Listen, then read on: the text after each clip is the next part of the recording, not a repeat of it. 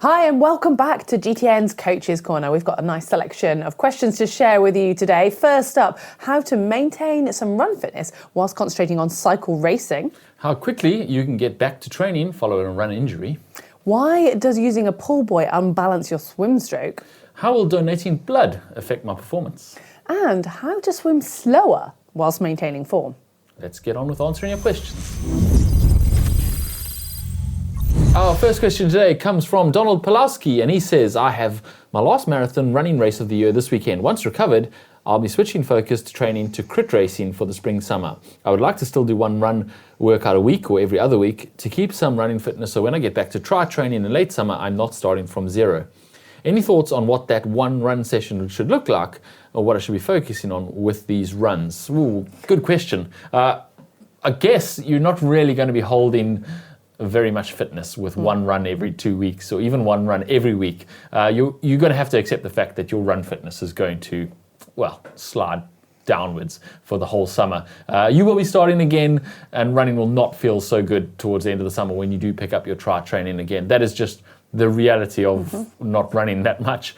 Your bike training will keep your some aerobic fitness there, and you will keep aerobically fit, but you are not going to be as run fit as you were at the beginning of the summer. Yeah, and well, if you're asking what sessions to do, like James says, it's not really going to have much of an effect on your running fitness. It's more on just maybe your mental, like reminding yourself how running feels, enjoying running. So I wouldn't put any pressure on how those sessions need to look. Instead, focus on how they feel and try to enjoy them. So if it's a type of running, if you like running trails or you like doing some intervals locally or something that you've got a run that you tend to do, then just do that and enjoy it. And if you do want to try to feel a little bit better, because your legs are probably going to feel heavy if you're doing a lot of cycle training, then adding in a few strides at the end of each run you do will just help sort of pick you up slightly and make you feel a bit better, or use it to go and run with friends or go off-road, or just do things that maybe you wouldn't do when you're focusing so much on your triathlon training. Yeah, I think the temptation when you're doing this is to do one run session a week that you really smash yourself in and run really, really hard in, because you want to keep yourself fit.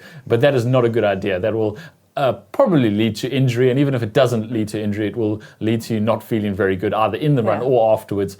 So rather keep the running easy, just keep a little bit of impact in your legs once a week, and you'll be able to get back to it at the end of the season, but you are going to lose some run fitness. Yeah. Well, good luck with the racing. Anyway, this next question comes from Francois Rouvière and says, GTN Coaches Corner, I have been getting back to running after 14 weeks off due to a hip injury. Do I need to worry about volume, or can I get back to where I was pre-injury, which was 40k a week for years?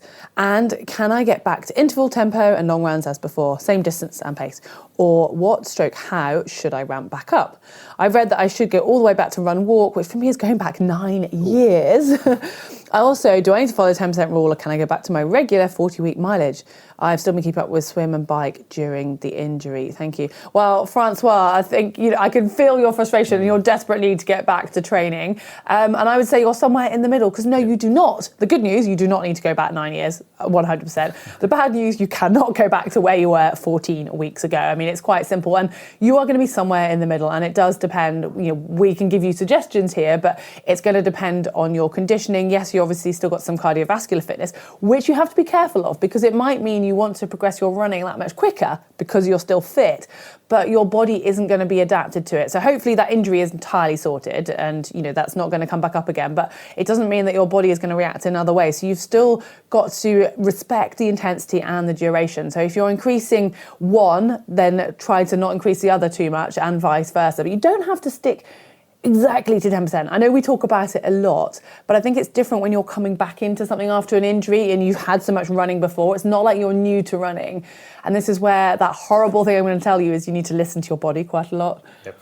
Yeah, you can definitely get back to where you were a lot quicker than 10%. You obviously can't progress beyond that, but you can get back to where you were a lot quicker than that 10% rule. But as Heather says, you do need to be careful coming back. You will have lost a lot of conditioning, and it will take your body time to get back to that ability to run 40 kilometers a week as you were before. You do need to build it up slowly. You don't need to start with run walk, but be smart about this. Start slowly and listen to your body. And as you feel like you're adapting and you're feeling better, keep gradually increasing. Don't think after 2 weeks you start feeling you have one good run and you feel great, and then just I'm back to jump to running 40Ks a week. That is a recipe for taking some more time off with another injury. Yeah, and it's it's so tempting just to go full on, isn't it? Because you've got that energy and you've had 14 weeks of dreaming of running, but make sure that dream stays alive. And hold on to those reins for a few more weeks.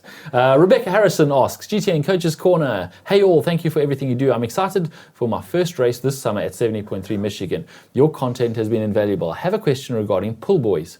I'm a pretty neutral swimmer and I enjoy using the pull buoy drills as part of my warm-up and as a way to get everything moving. But I've found that when I use the pull buoy, my hips and legs rise enough in the water that they are on top of the water and my body becomes fully submerged.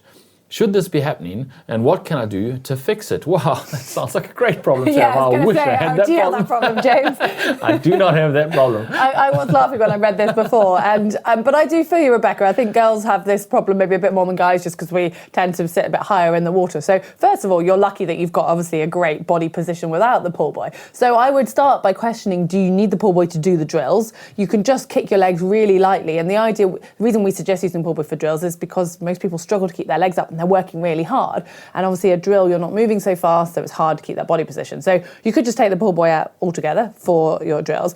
I mean, I don't really want to mess with your body position, but do think about where your head is, because you could just put your head a little bit higher in the water, which will just bring your hips back down. If you think it's just changing that overall body position, and your body is like a seesaw, so just have the waterline maybe slightly higher, which will just keep you more level with the pull buoy. Obviously, you can go back to normal afterwards, or else experiment with a different type of pull buoy, maybe something that's a bit lighter, a smaller pull buoy, or you could even place it between your ankles, which is quite hard to hold on to, but that will mean you don't get quite so much of that buoyancy around the hip area. Yeah, it doesn't sound like you need a pull buoy at all. If you do want to use a pull buoy to just take it easy in the warm-up or take it easy in a cool down or recovery interval, then by all means, but then stop kicking so that you don't get those legs raising too high. As I say, I wish I had that problem. Yeah, I think most people watching this will be envious of you. Yeah, especially triathletes. Yeah. Next up, Elliot Dickinson has this question. Hi, GTN. Really enjoyed the content. Oh, thanks, Elliot. What are the effects of donating blood during the race season? I've donated blood 6 weeks before I run London Marathon and 10 weeks before my half marathon. How much of a performance hit will I see by the time I run the marathon, and will I return to pre-donation performance levels, or will I start from a new baseline? Oh.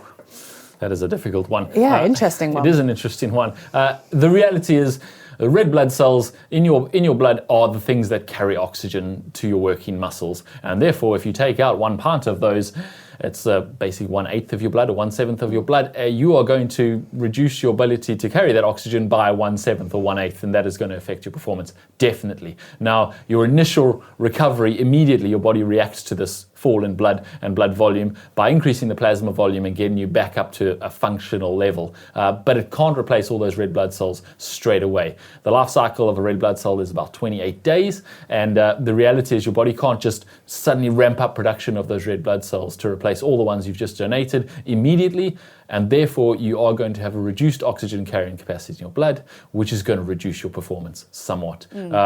They say around 4 to 6 weeks before you get back to complete return to performance levels, and that's you've got to also bear in mind that during those 4 to 6 weeks you're just not going to be able to work as hard, so there's going to be some performance training loss in that time too. You're not going to be able to do those really hard sessions, you're not going to be able to do those really long sessions, because you're going to get a lot more tired while you have that reduced red blood cell count. So think really hard about donating blood if you do have performance goals in the near future. We're not saying donating blood is a bad thing. If anything, it's a really, really good thing. And if you do have a time in your schedule or in your season to donate blood, please do donate blood. It helps a lot of people. But if you have performance goals like the London Marathon in 6 weeks, probably not the best time to donate. I think he's already done it. Yeah. And I think London Marathon's now only 2 weeks away, isn't it, or something? I think it might be this weekend.